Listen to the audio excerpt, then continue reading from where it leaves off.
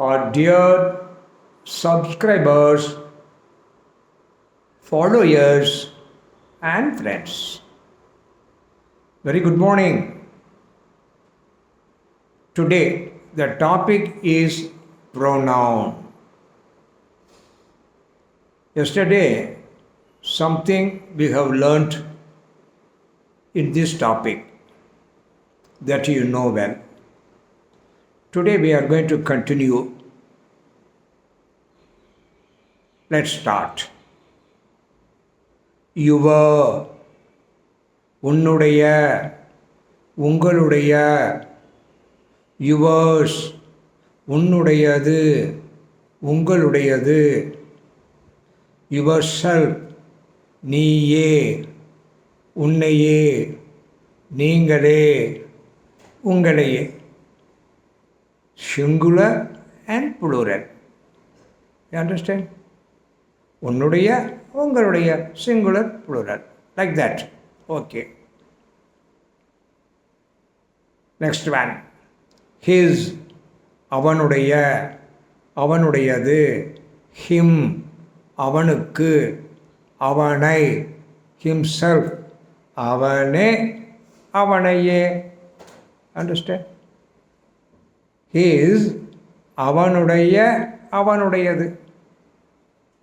Here you have to note one thing. The his தான் அவனுடையது என்பதற்கும் ஒரே வார்த்தை தான். அண்டர்ஸ்டாண்ட்? மற்ற எல்லா இதுகளுமே பாருங்கள். ஸோ வெவ்வேறாக இருக்கும். My, mine, you see, your, yours, இந்த மாதிரி தான் வரும். இதை நல்லா நீங்கள் மனதில் வைத்து கொள்ள வேண்டும். ஹிஸ், அவனுடைய, அவனுடையது என்பதற்கு ஒரே வார்த்தை தான். ஓகே. நெக்ஸ்ட். ஹர், அவளை, அவளுக்கு, அவளுடைய. ஹர்ஸ், அவளுடையது. ஹர்செல்ஃப், அவளே, அவளையே. இங்கேயும் you have to note one thing. Her, அவளை, அவளுக்கு என்றுதான் நமக்கு தெரியும். அவளுடைய என்பதற்கும் அந்த ஹர் தான். ஆனால் அவளுடையது என்று சொல்வதற்கு ஹர்ஸ். அண்டர்ஸ்டாண்ட்? ஒவ்வொருலையுமே ஒரு சின்ன சின்ன விஷயங்கள் இருக்கிறது. You have to put it note in your mind. Understand? Her, அவளை, அவளுக்கு, அவளுடைய. அவளுடையது என்பதற்கு ஹர்ஸ் வந்துருச்சு, பழைய முடியும். நெக்ஸ்ட். இட்ஸ், அதனுடைய. இட்ஸெல்ஃப், அதே, அதையே. அண்டர்ஸ்டாண்ட்? ஓகே. தம், அவர்களுக்கு, அவர்களை. தேர், அவர்களுடைய. தர்ஸ், அவர்களுடையது வந்துருச்சு பாருங்களேன். வேற. தேர்னா அவர்களுடைய, தர்ஸ்னா அவர்களுடையது.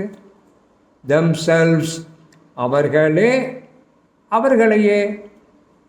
ஸோ இதில் இதுவரைக்கும் சொல்லிக் கொடுத்ததெல்லாம் நீங்கள் கவனித்து கொள்ள வேண்டியது த ஹர்ஸு, இட்ஸு, தர்ஸு, யுவர்ஸு இப்படி வர்றதெல்லாம் நீங்கள் you should not put apostrophe S போட்டக்கூடாது. ஸோ இட்ஸுன்னு இருக்குன்னு வச்சுக்கோங்களேன், அதில் நீங்கள் அப்பாஸ்ட்ரபி போட்டால் என்ன ஆகும்? It is very different. அப்படி அப்பாஸ்ட்ரபி போட்டால் இட் இஸ், இட் ஹேஸ் என்று அர்த்தம். இதை நீங்கள் தெரிந்து வைத்திருக்க வேண்டும். So after having known all these things only, you will be able to speak English fluently without any hesitation. So இதற்குரிய எக்ஸாம்பிள்ஸ் எல்லாம் நான் டிஸ்கிரிப்ஷனில் கொடுக்குறேன். And go there and see all these things அங்கே. இது ஒரு விஷயம்.